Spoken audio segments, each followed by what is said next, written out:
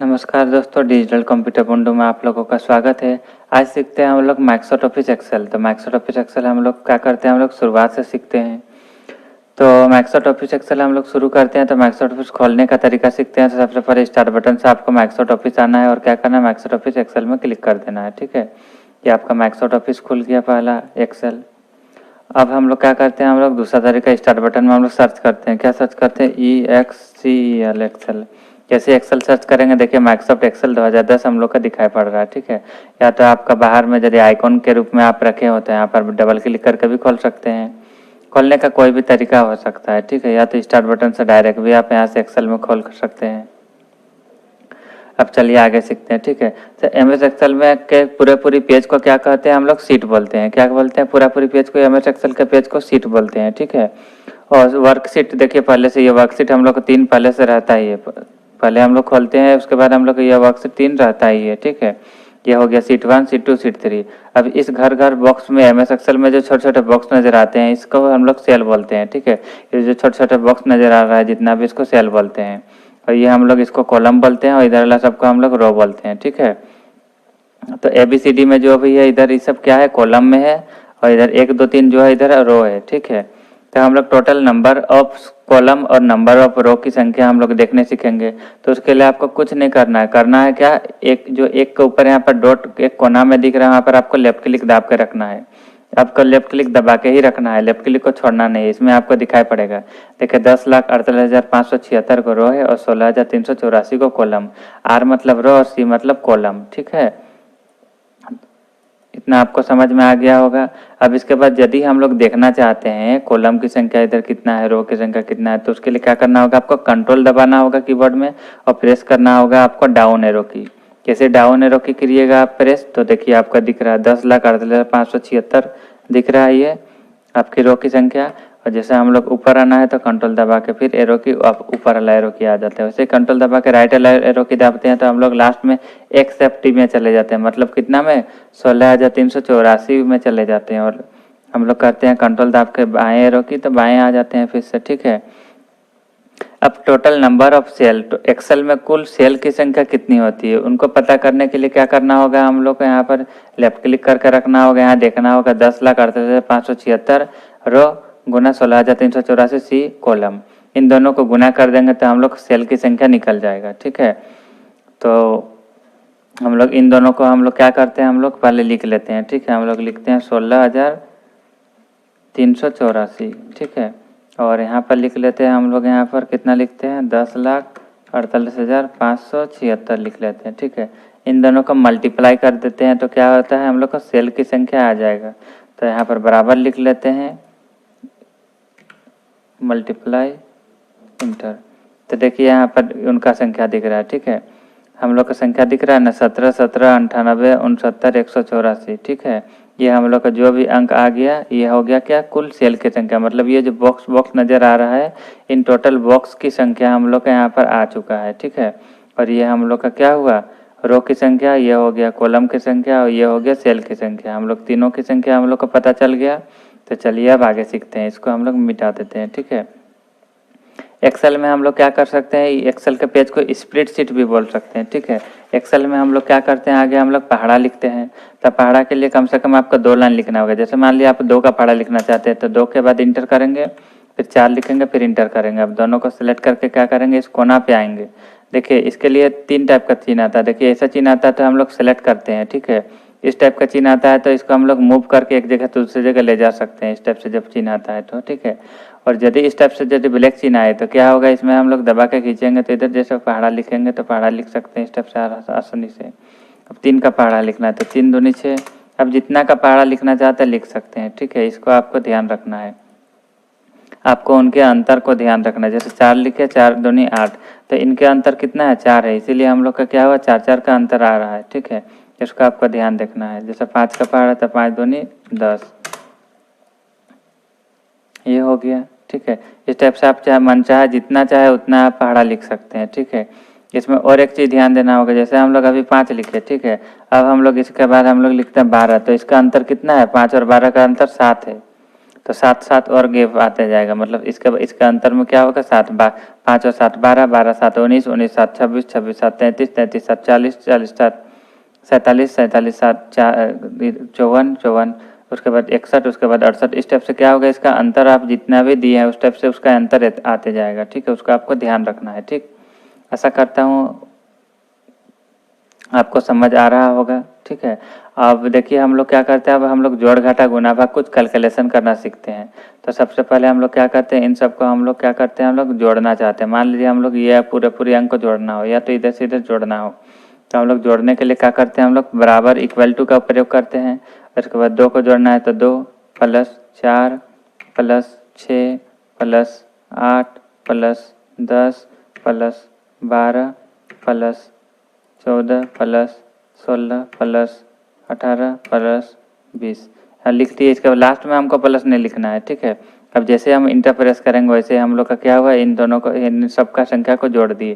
तो ये तो थोड़ा ज़्यादा समय लग गया, अब इससे कम समय में करने सीखेंगे। ठीक है, हम लोग तो उसके लिए क्या करना होगा, हम लोग को उसके लिए एक फार्मूला उपयोग करना होगा, बराबर सम लिख लिए और ब्रैकेट ओपन कर लेते हैं और क्या करते हैं, इन सारे संख्या को हम लोग सेलेक्ट कर लेते हैं और ब्रैकेट क्लोज कर देते हैं। और जैसे ही अब हम लोग इंटर करेंगे क्या होगा, हम लोग का टोटल अंक जुड़ जाएगा।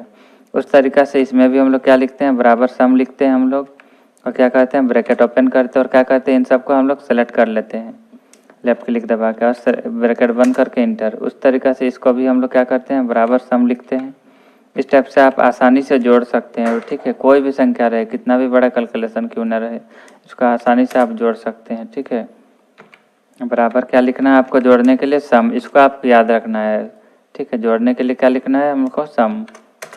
यह हम लोग हो गया जोड़। ठीक है, अब हम लोग घटाव सीख लेते हैं। ठीक है, घटाने के लिए क्या करेंगे, किसी भी संख्या को किसी भी संख्या से आप घटा सकते हैं। तो उसके लिए आपको लिख लेते हैं हम लोग कोई भी एक अंक लिख लिए। ठीक है, इससे हम लोग कोई भी एक अंक को घटाना चाहते हैं तो क्या लिखना होगा, हम लोग को यहाँ पर बराबर लिखना होगा और इस अंक को क्लिक करके माइनस करके क्या करेंगे, इस अंक में क्लिक करके इंटर कर देंगे। देखिए हम लोग आ गया। लेकिन यदि हम लोग क्या करते हैं, कोई भी छोटा से बड़ा को घटाना है, जैसे मान लीजिए हम लोग इसमें इतना अंक लिखे। ठीक है, 546 लिखे। अब इसमें हम लोग इसमें 845 लिखे। तो 845 जबकि बड़ा अंक है, जबकि 446 छोटा अंक है। इसमें आपको ध्यान देना होगा। उसमें क्या करना होगा, बराबर आपको बड़े वाले अंक में क्लिक करना होगा, माइनस छोटे वाले अंक में क्लिक करके इंटर करना होगा। तो देखिए हम लोग का 299 आ रहा है। लेकिन यदि गलती कर देते, यदि हम लोग यहाँ से छोटे अंक माइनस बड़े अंक में क्लिक करते हैं तो उसका रिजल्ट माइनस में आता है। उसको आपको ध्यान रखना है। ठीक है, इसके बाद हम लोग आप सीखते हैं जोड़ घटा हो गया, आप सीखते हैं गुना करना। कोई भी अंक रहे हम लोग का, कोई भी अंक लिख लेते हैं। अब किसी भी अंक को किसी भी अंक से गुना करना हो तो क्या करेंगे, हम लोग इक्वल टू लिखेंगे और जिस अंक को जिस अंक से गुना करना है उसमें हम लोग क्लिक करके गुना करेंगे और ये क्लिक करके जैसे इंटर दबाएंगे वैसे हम लोग का आ गया गुना का चिन्ह। तो गुना का चिन्ह आया तो देखिए इस अंक को हम लोग, इसको देखिए यहाँ पर प्लस टाइप का नज़र आ रहा है। तो इसको क्या करेंगे, हम लोग यहाँ से नंबर कर लेते हैं। उसका दशमलव आ रहा है तो इसको दशमलव हम लोग क्या करेंगे, यहाँ से घटा देंगे। ठीक है, इसके बारे में हम अच्छे से आपको बता देंगे एक बार। ठीक है, इसमें क्या होता है, जैसे हम लोग मान लो कोई भी संख्या लिखते हैं, जैसे कोई संख्या 10 अंक से बड़ा हो। ठीक है, 1 2 3 4 5 6 7 8 9 10 11 12 अंक का हम लिख लिए।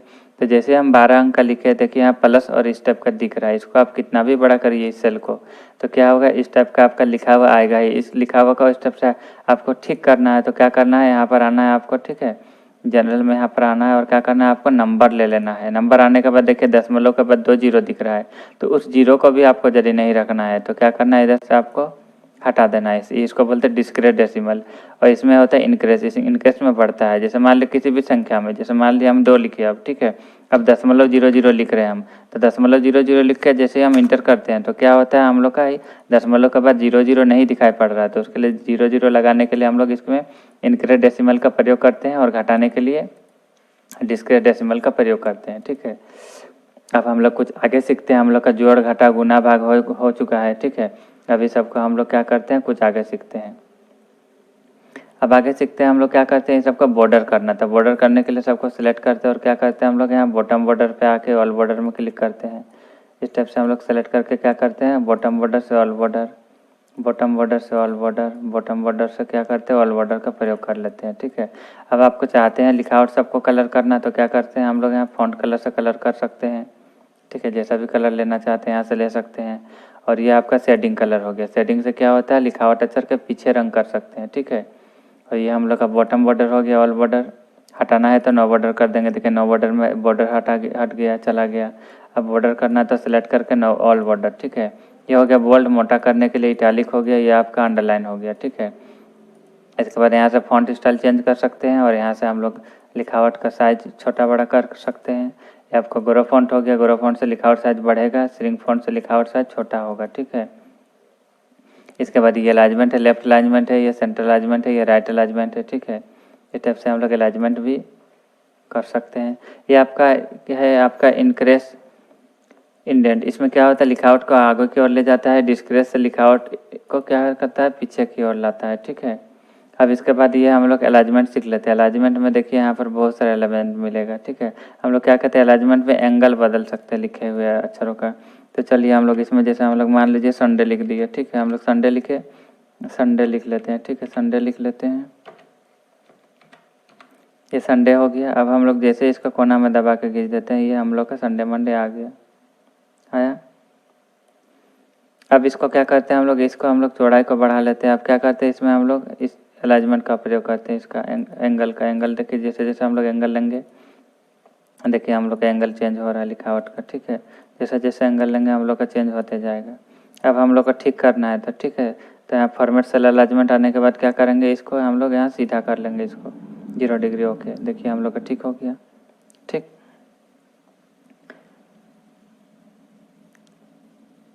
ये हम लोग का अलाइजमेंट हो गया, ठीक। अब हम लोग सीखते हैं वार्प टेक्स्ट और मार्जिन सेंटर। वार्प टेक्स्ट में क्या होता है, लिखे गए अक्षरों का क्या होता है, लिखे गए अक्षरों को एक ही सेल में एडजस्ट करना। जैसे इस सेल में हम लोग कुछ लिखते हैं, जैसे इस सेल में हम लोग लिखते हैं कोई, जैसे मान लो डिजिटल कंप्यूटर बुंडू, इस सेल में हम लोग लिख लिए। लेकिन हम लोग इस सेल को हमको इधर से बड़ा नहीं करना, हमको क्या करना है, इसी सेल को बड़ा करना है। तो इसको क्या करेंगे हम लोग, वार्प टेक्स्ट कर देंगे। तो क्या होगा, एक ही सेल में एडजस्ट करने के लिए किसी भी लिखे हुए अक्षरों को क्या करते हैं, एक ही सेल में एडजस्ट करने के लिए वार्प टेक्स्ट का प्रयोग करते हैं। फिर इसमें हटा भी सकते हैं आप, इसमें ला भी सकते हैं, हटा भी सकते हैं, ठीक है।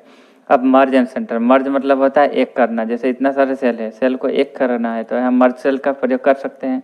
मर्ज एंड सेंटर का देखिए एक हो गया। फिर हटाना है तो मर्ज एंड सेंटर में क्लिक कर दिया, हट गया। लेकिन यहाँ पर है मर्ज एक्रॉस। मर्ज एक्रॉस में क्या होता है, कॉलम की संख्या रहेगा लेकिन रो सब क्या होता है, हट जाएगा। देखिए इसमें कॉलम सब हट गया, ठीक है, लेकिन रो सब है, ठीक है। अब फिर से पहले जैसा रखना है तो क्या करेंगे हम लोग, अनमर्ज सेल कर देते हैं और मर्ज से एक हो जाता है। फिर अब अनमर्ज करेंगे तो क्या होगा, अलग अलग हो जाएगा, ठीक है। तो अभी इस वीडियो में बस इतना ही, ठीक है। नेक्स्ट वीडियो में हम लोग फिर आगे सीखते हैं, कंडीशन फॉर्मेटिंग से आगे हम लोग सीख लेते हैं, ठीक है। और हम लोग इधर हम लोग सीट के बारे भी हम लोग सीख लेंगे आगे। तो आशा करता हूँ ये वीडियो आपको अच्छी लगी होगी। अच्छी लगी हो तो इस वीडियो को लाइक करें, कमेंट करें और सब्सक्राइब करें। मिलते हैं नेक्स्ट वीडियो में। Thanks for watching.